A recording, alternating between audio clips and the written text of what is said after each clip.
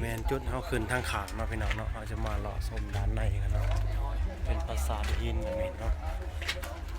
หินแบบเก่าแก่แบบนี้เนาะจะเป็นลูกติ่งก็สมัยก่อนสมัยนี้ว่าหนวดไล่บัวเนาะต่างๆก็ใช้ที่บริขึ้นทางนาเนาะให้ได้จากตามเวลาคำเหมาะสม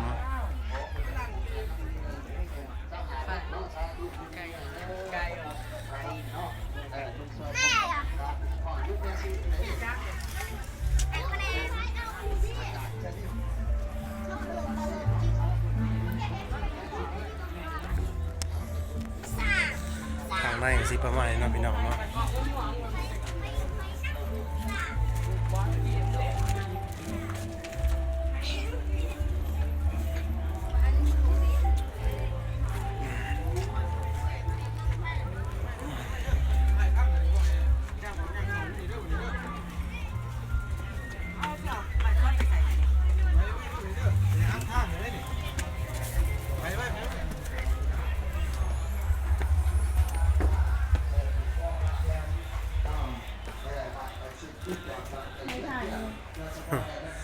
เรามาศูนย์ผ่านปานจะทายต่างๆเลยจ้ะจะทายต่างๆเลยจะทายต่างๆ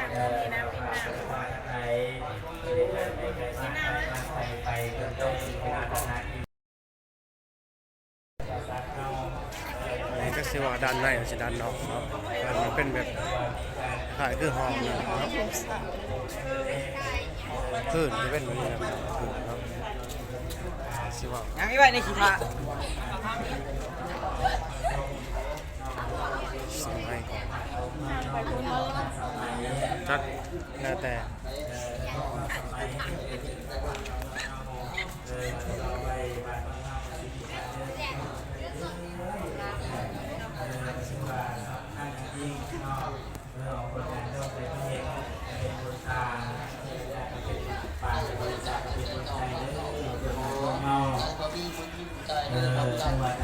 เป็น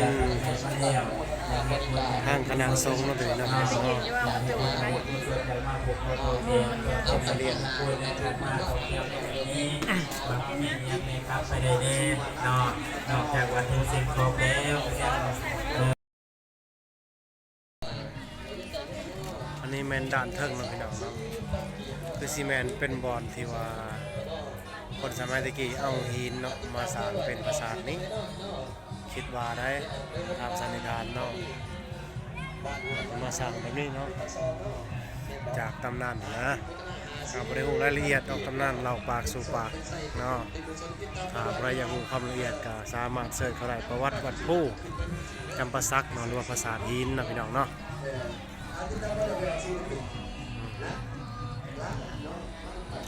คนมาลินมาเที่ยวมาส้มอย่างล่องไล่สารพัดทิศเนาะว่าเขตต่างดาวท่าวต่างเมืองมาได้พี่น้องเด้อเหล่าวัดผู้เขาเนาะตัวยิ่งใหญ่เนาะ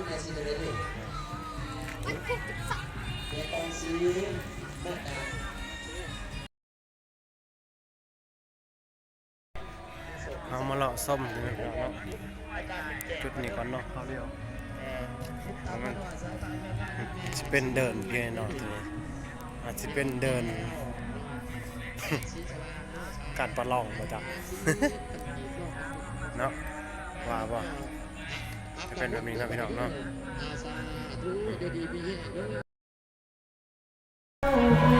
อยู่ทางหน้าปราสาทตอนนี้เพิ่นกำลังเห็นการแสดงพรลำต่างๆนะพี่น้องเนาะส่วนกล้องเขาใกล้ๆนะจะแนมบ่เห็นน้องเรา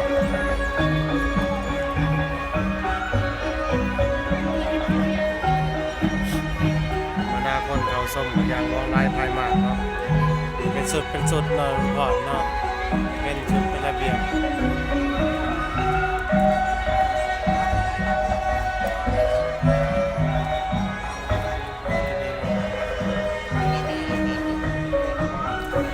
เดี๋ยวเราเลาะส้มภาษาจีนอย่างถั่วเทิงก่อนเนาะ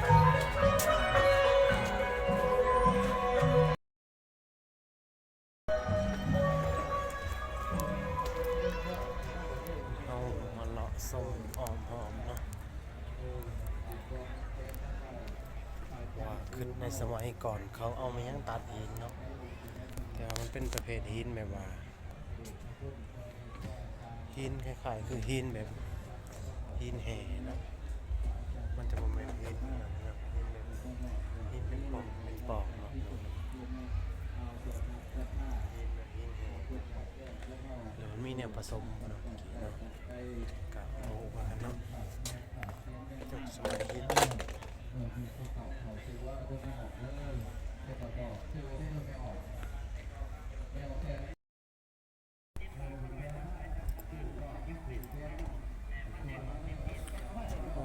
กล่องสิบไว้แล้วกล่องเลย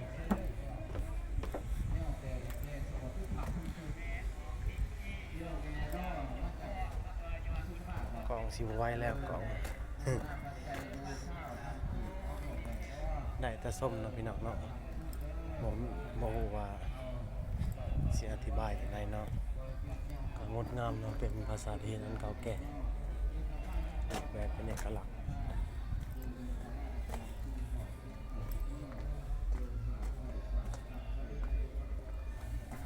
เนี่ยก็มาสอดทางเก่านี่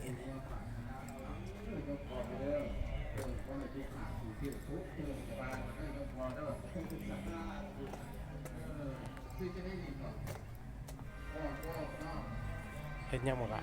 ฮะขนมบ่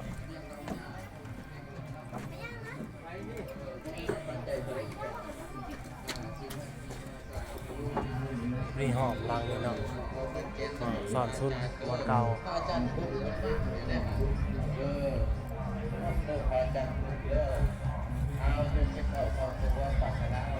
จะเป็นหินเนาะพี่น้องหินที่ว่าเพิ่นยังสร้างบ่สำเร็จเนาะได้ปะไว้อยู่นี่ก่อนจะมีลวดลายลากสร้าง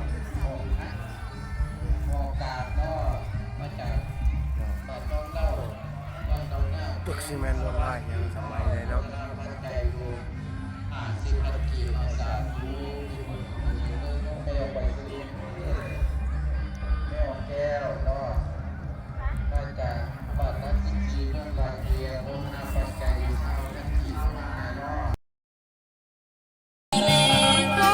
แม่นโคโนตี้คนพิการทางสายตาแล้วเนาะ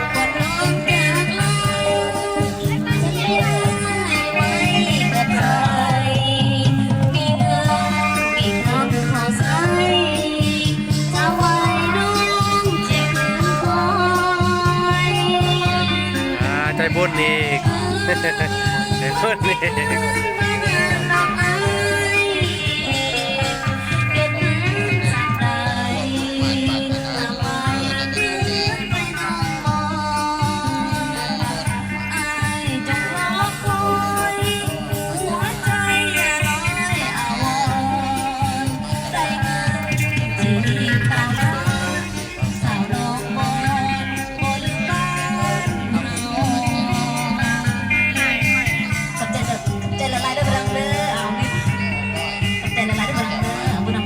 คนอยู่ในเพจกำลังเดิน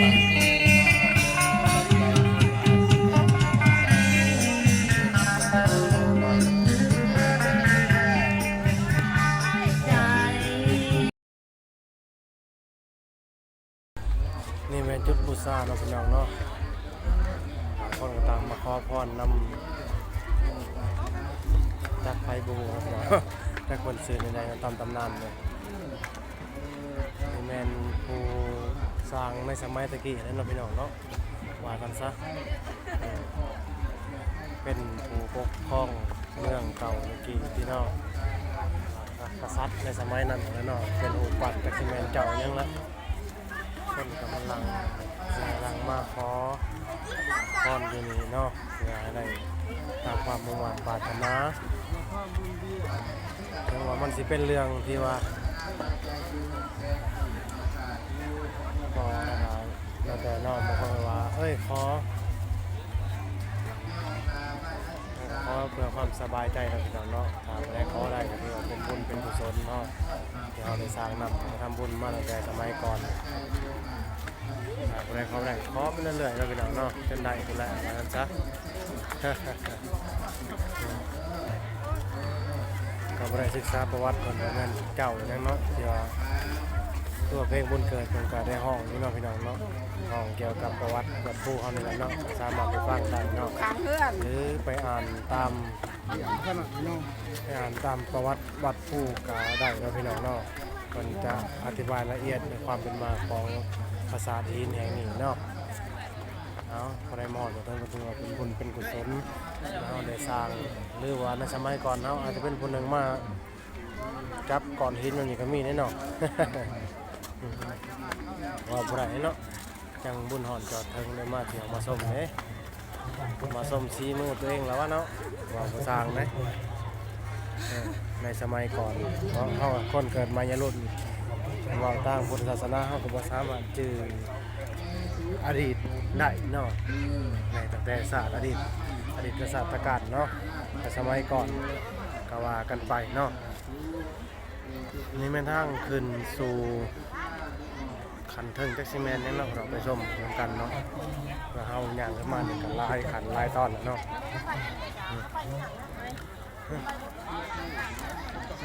ใกล้ตัวอย่างมันกันเนาะ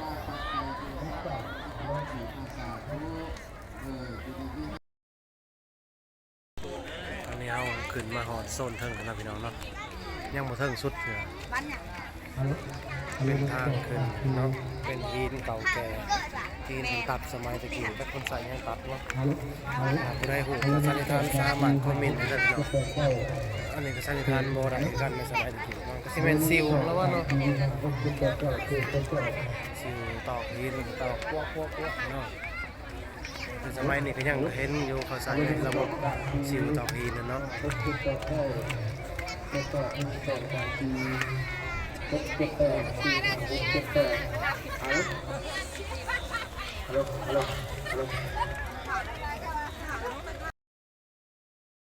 สบายดีพี่น้อง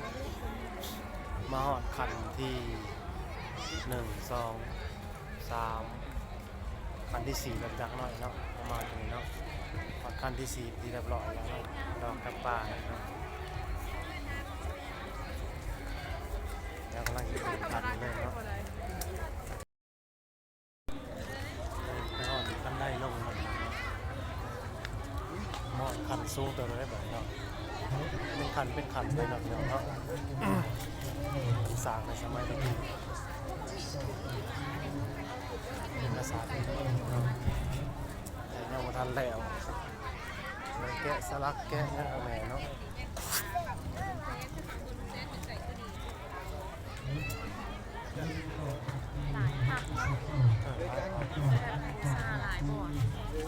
เพื่อสิฮอด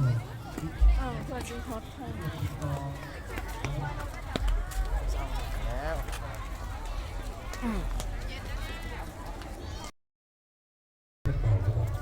เอามาห่อแล้วอีกลายขันสุดเถิงหน่อยซีเมนต์มีเถิงเขาเดี๋ยวครับก็จะเป็นขันดินดูในการเตรียมไว้เนาะ นี่เห็นไหมข้างหลัง เฮ้ย นี่ข้างหลังเอา บนขั้นได้คืนอีกเนี่ยมันจะคันเด้อคุณนับเนี่ย1 2 3 4 5 6คันยังไงเราเป็นเนาะเป็นผักขึ้นเนาะเป็นผักยินขึ้นเมื่อถึงเนาะ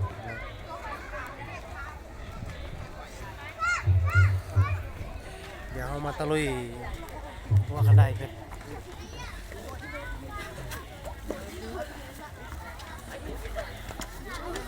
สมัครเขาเป็นกำแพงหินเนาะ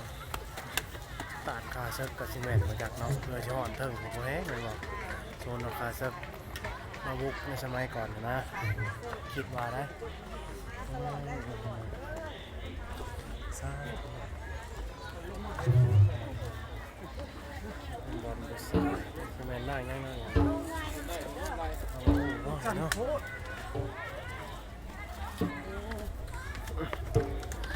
สั่นรอดเดียวเลยสั้นขนาดนี้เนาะเอากำลังปีนขึ้นมาเลยเนาะสั้นขนาดนี้เนาะกำลังปีนขึ้นมาปีนนำกัน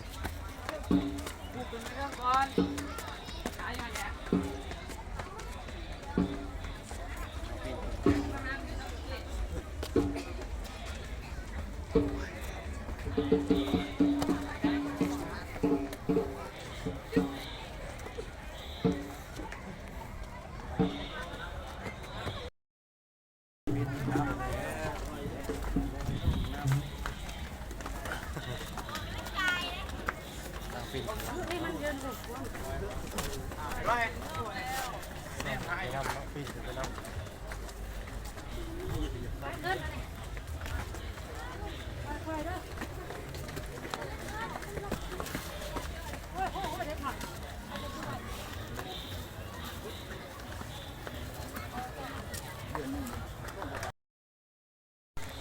ราจะขึ้นมาฮอดนี่ก็บ่ธรรมดาเนาะพี่น้องเนาะจะเป็นต้นจำปาอยู่ตามแคมทางเนาะพี่น้องเนาะ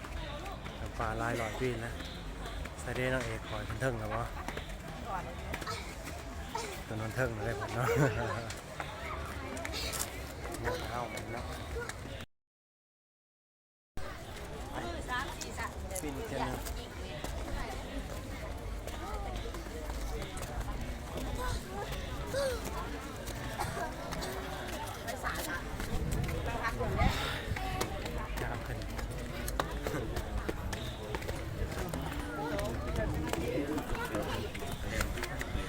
มาเด้อในตู้ก็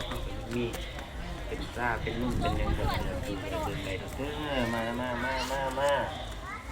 เด้อคือน้ำตัวแบบแกงขั้นขีตัวแดงที่ขั้นขีมาเด้อผู้บ่าวสาวคอยเมียยังมามีนุ่มอะไรกินน้ำเย็นๆตุ๊กเป็นขั้นขีตัวแดงที่ขั้นขีมาเด้อ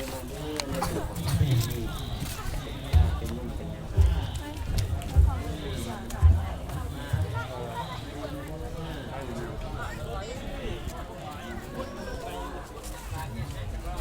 โอ้ยนี่แมน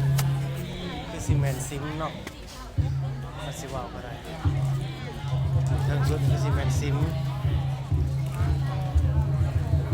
บอลเราบุตรหูเราเดียวเนาะเปิดข่าวบูชาเนาะ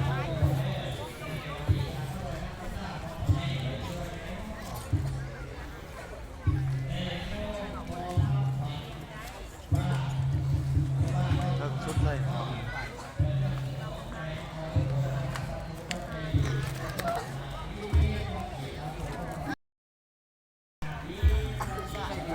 มาเทิงพอดีครับเทิงชุดนี่คือซีเมนซิมเนาะพี่น้องเนาะบอลปากใหญ่เนาะไหวพระพุทธรูปใหญ่มีต้นไม้โลกเราทราบบุญเขาไปไว้สักการะบูชาเนาะ ชุดหนึ่ง สุดจะได้ 30 ไปเขาไหม ชุดหนึ่ง ไปเนี่ยนะ กินกระบุกจกบุลงเข่า ว้าวยังไม่ต้องลงเนาะนี่แมนฮูปั่นสมัยก่อนเนาะนี่คือท้าวเวสสวรรณเนาะ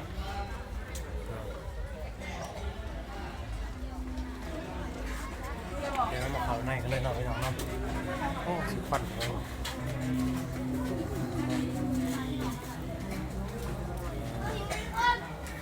ในสุดเลยเนาะสมาพักแคมกันเสร็จ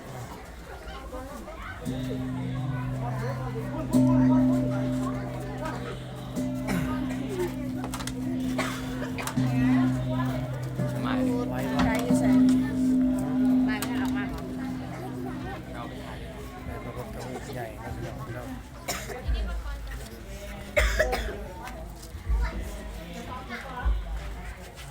อะไรที่ใส่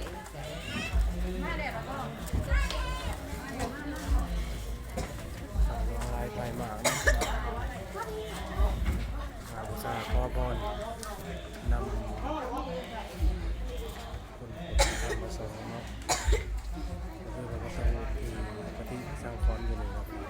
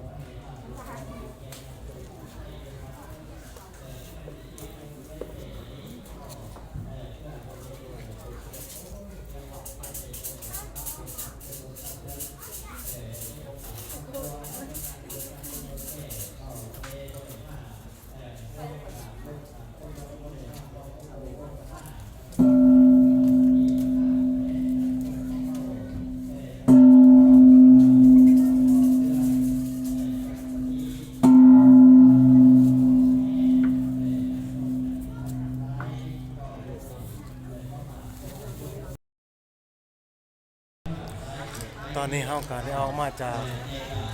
ซิมเลยเนาะพี่น้องเนาะไม่ใช่ว่าซิมจะสิแม่นหยังเนาะมีพระพุทธรูปใหญ่เนาะเดี๋ยวเฮาสิย่างออกมานี่ยังไงเนาะ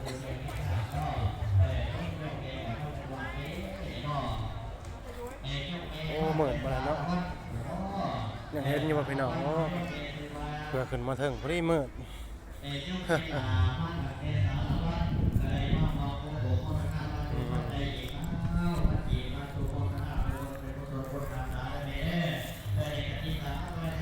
เหมือนพักเงินแหนเริ่มเองเลยพี่น้อง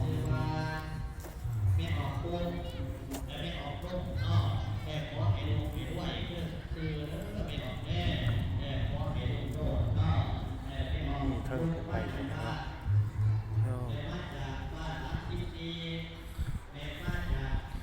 นี่เหมือนก่อนเนาะ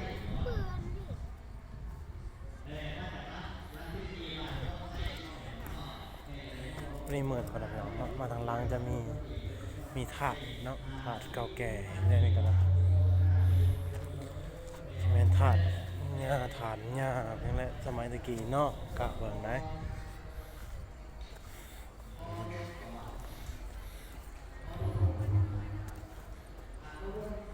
นี่ขึ้นไปเทิงสุดเลยเนาะซีแมนเนี่ยเถอะแมนทำกรรมฐานบ่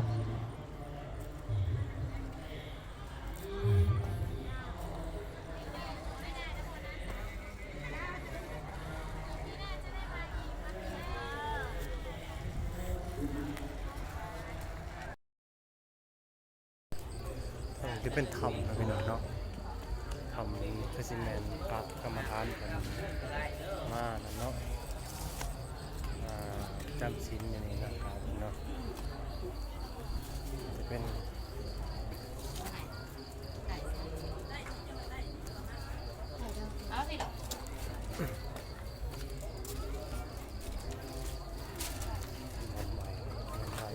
ลายบนไหวเนาะมีพระพุทธรูปที่ว่าขาดเนาะขาดเป็นวอหนักให้ดูเนาะ